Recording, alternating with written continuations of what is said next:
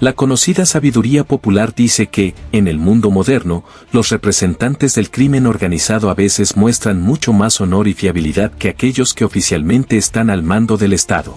Como ejemplo más destacado, casi siempre se recuerda a los yakuza, los gánsteres japoneses con tradiciones de varios siglos. Los sindicatos delictivos japoneses realmente aparecen con frecuencia en los titulares de los medios internacionales debido a sus acciones que difícilmente podrían considerarse típicas de la mafia. Por ejemplo, en 2011, inmediatamente después del catastrófico accidente en la central nuclear de Fukushima 1, los miembros de la yakuza fueron de los primeros en acudir al rescate. Donaban enormes sumas de dinero, entregaban comida caliente, agua y mantas en las zonas afectadas, mientras que las estructuras oficiales aún estaban organizándose. Y en 1995, durante el devastador terremoto de Kobe, patrullaban activamente los barrios vacíos, impidiendo que los saqueadores desvalijaran las casas abandonadas e incluso construían viviendas temporales para quienes habían perdido su techo. Además, los representantes de uno de los clanes más poderosos organizan cada año para los niños locales una vibrante celebración de Halloween, con montones de dulces, regalos, desfiles de disfraces y concursos divertidos, donde los pequeños se sienten verdaderos héroes. Pero surge una pregunta inevitable: ¿qué se esconde detrás de esta imagen positiva? ¿Son realmente estas personas defensores leales de los trabajadores comunes? ¿O toda esta bondad no es más que una estrategia de relaciones públicas destinada a ganarse la simpatía de la sociedad y fortalecer su reputación? Para entenderlo de verdad, probablemente no hay mejor manera que sumergirse por un corto tiempo en su vida cotidiana, vivir al menos un día típico como un miembro común del sindicato. Y eso es precisamente lo que intentaremos hacer ahora, invitando para nuestra historia a un verdadero representante del clan Sumiyoshikai. Conozcan a Park Jeong-ho. Su nombre, por supuesto, es completamente coreano, y no es casualidad, incluso hoy en día, aproximadamente 1 de cada 10 miembros de la yakuza tiene raíces coreanas. Durante décadas, Corea estuvo bajo ocupación japonesa, y tras obtener la independencia, los coreanos en Japón, los llamados Ainichi, a menudo se encontraban en una posición de segunda categoría. Se les cerraban las puertas a trabajos normales, educación y movilidad social. Al mismo tiempo, ambos países están geográficamente muy cerca, la migración siempre fue intensa, y muchos coreanos que llegaban a Japón en busca de una vida mejor se encontraban con la indiferencia de la sociedad y, casi inevitablemente, acababan en negocios clandestinos. Por eso, que nuestro Park Jeong-ho decidiera en 1953 unir su destino a la yakuza no es una excentricidad, sino una historia bastante típica de aquella época. Más aún si se tiene en cuenta que en su país natal, Corea, se libraba una guerra cruel, dejando destrucción y caos, y el joven llevaba ya 10 años establecido en Japón, había llegado con 18 años, lleno de fuerza y determinación. Al unirse al clan Sumiyoshikai, Park ascendió rápidamente al rango de Kyodai, un título en la estricta jerarquía de la yakuza que corresponde aproximadamente a hermano mayor. En esencia, es el equivalente a un sargento en el ejército, alguien que ya no es novato ni carne de cañón, pero que aún no pertenece a la élite ni toma decisiones estratégicas. Bajo la supervisión de nuestro protagonista hay un par de jóvenes kobai, que se traduce como hermanos menores, a quienes enseña los secretos del oficio. La yakuza ha logrado sobrevivir más de 4 siglos gracias a este sistema rígido pero claro, cada uno sabe exactamente su lugar, sus obligaciones y su área de responsabilidad. Los eslabones inferiores trabajan estrechamente con los mayores, transmitiendo experiencia de generación en generación. Esto es precisamente lo que hace Park Jeong-ho. Y la adición de Bakuto a su estatus indica que su especialidad principal son los juegos de azar y todo lo relacionado con ellos. En general, la yakuza se dedica tradicionalmente a 3 áreas principales. Además de Bakuto, juegos de azar y negocio de apuestas, está Takiya, que abarca principalmente productos falsificados, extorsión y protección de negocios. Y Gurinto, que es la artillería pesada, tráfico de drogas, control de la prostitución, burdeles y todo lo más duro y lucrativo. Esta rama se considera la más despiadada y arriesgada, por lo que Park tuvo relativamente suerte, pertenece a Bakuto. El trabajo de Park Jeong-ho parece bastante simple y a veces incluso un poco monótono. Cerca del puerto de la pequeña ciudad de Kobe, aproximadamente a 500 kilómetros de la bulliciosa Tokio, en uno de los locales subterráneos, dirige junto con sus hermanos menores un casino clandestino. El trabajo no es particularmente arduo, los principales clientes son militares estadounidenses destinados en bases en Japón. Estos muchachos suelen tener dinero, y problemas con la ley prácticamente no tienen, después de todo, son fuerzas de ocupación. Además, el local está oficialmente registrado a nombre de una empresa fachada, bajo el ala de uno de los jefes más importantes del clan. Incluso el Sumiyoshikai tiene una dirección oficial en el puerto, y Park aparece en los documentos como simple limpiador, por lo que su estatus en el país es completamente legal, todas las visas, permisos y papeles están en orden. Lo más curioso es que el teléfono de la oficina local de la Yakuza se puede encontrar fácilmente en cualquier directorio japonés antiguo, y en el edificio a menudo hay un cartel que indica su pertenencia al crimen organizado. Por eso Park Jeong-ho no se oculta ni se pone nervioso en su casino ilegal. Todo esto es resultado del singular mentalidad japonesa y de siglos de coexistencia entre la mafia y el poder. A lo largo de los siglos, la Yakuza se ha integrado prácticamente en el sistema de gobierno, las guerras entre ellos y el Estado se libran principalmente en papel, mientras que en la práctica ambas partes prefieren una cooperación mutuamente beneficiosa. En el siglo XVIII, cuando Japón se desarrollaba activamente y construía carreteras, el Estado carecía desesperadamente de mano de obra. Entonces la policía y la Yakuza idearon un sistema conveniente, los deudores perdedores en los casinos eran llevados a trabajar en la construcción para saldar sus deudas. Suena salvaje, pero funcionaba eficazmente. Y en 1953, una de las tareas importantes de Park Jeong-ho era precisamente tener charlas de conciencia con los morosos.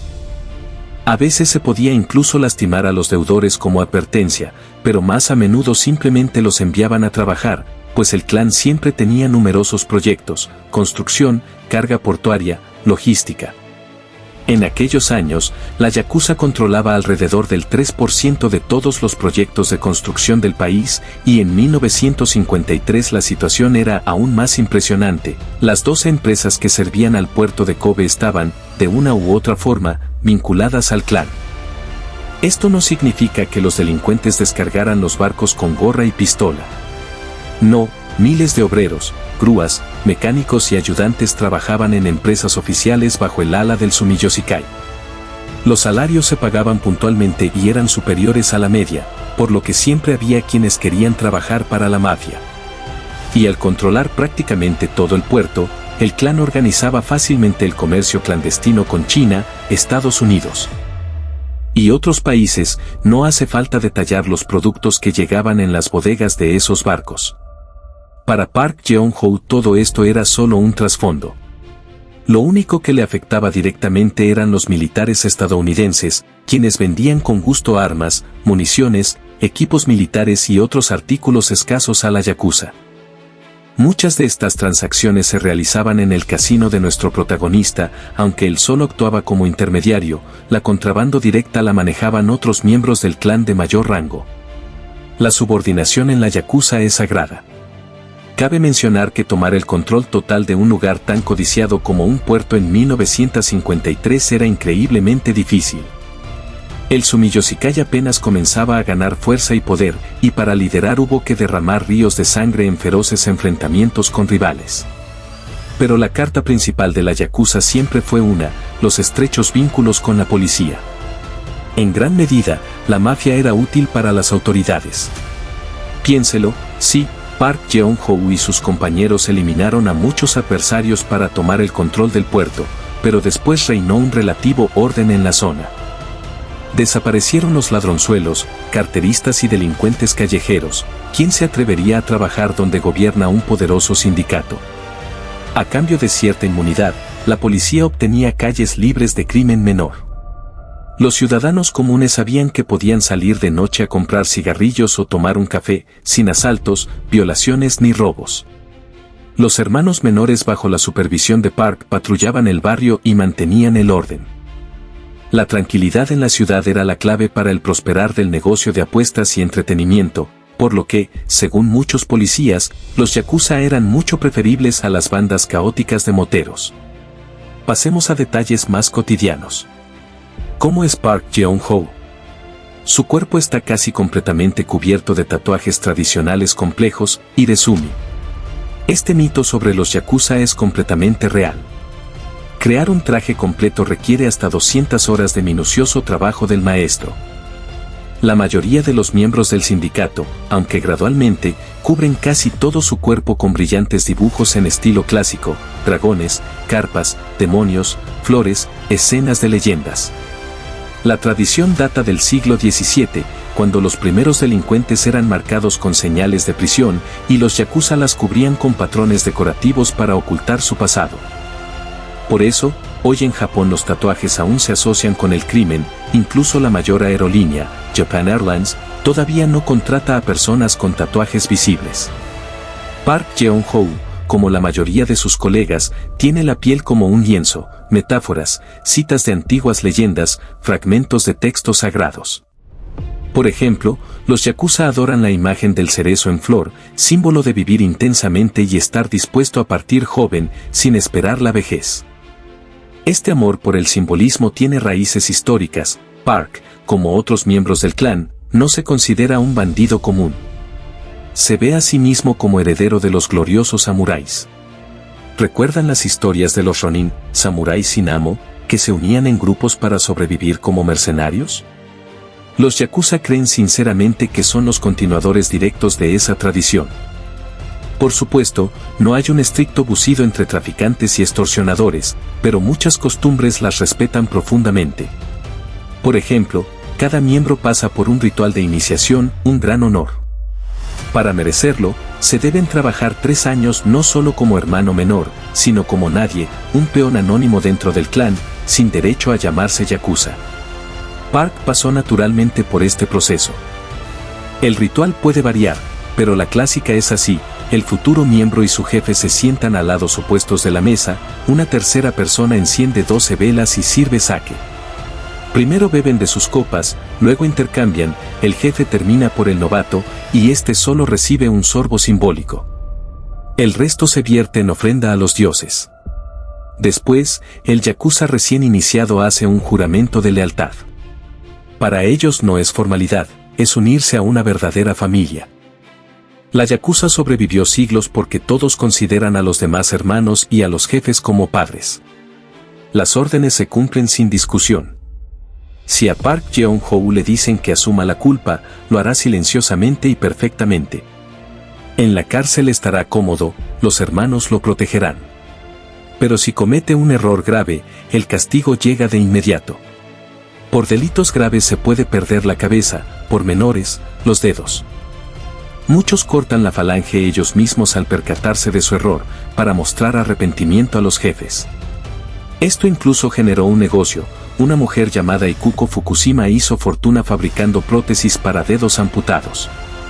En 1953, la yakuza tenía más de 100.000 miembros, y hoy quedan entre 30 y 60.000, siempre hay demanda para tales servicios. Otro aspecto importante para la yakuza y Park Jeong-ho es la caridad. Si un vecino pide ayuda, subir un sofá, calmar a un vecino problemático, recuperar una bicicleta robada, con gran probabilidad lo ayudarán sin preguntas. Claro, no por puro altruismo, sino como brillante estrategia de relaciones públicas.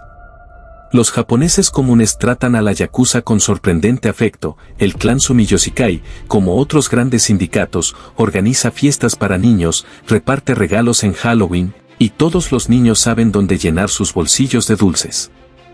El gobierno sabe lo que pasa, pero casi no puede hacer nada. Los yakuza se han vuelto parte del sistema. Tienen bancos, bienes raíces, y el 90% de los negocios se maneja de forma legal y transparente. Lo que más les gusta a los yakuza es controlar empresas de construcción, y su lado oscuro ayuda mucho en la banca. Como hace siglos, cumplen encargos, recopilan información, hacen espionaje. Los samuráis del pasado eran maestros del sabotaje y la inteligencia. Park Jeong-ho, como heredero, puede infiltrarse en un banco y ayudar a alguien a resolver cualquier asunto de crédito, fusión o deuda. ¿Es bueno o malo? Evidentemente, malo, la yakuza sigue siendo criminal. Pero para los japoneses comunes en 1953, Park y sus hermanos eran mucho menos peligrosos que un ladrón o violador en la calle oscura. Y con los demás, como dijimos, la yakuza no pierde tiempo, simplemente desaparece. Hasta la próxima, amigos.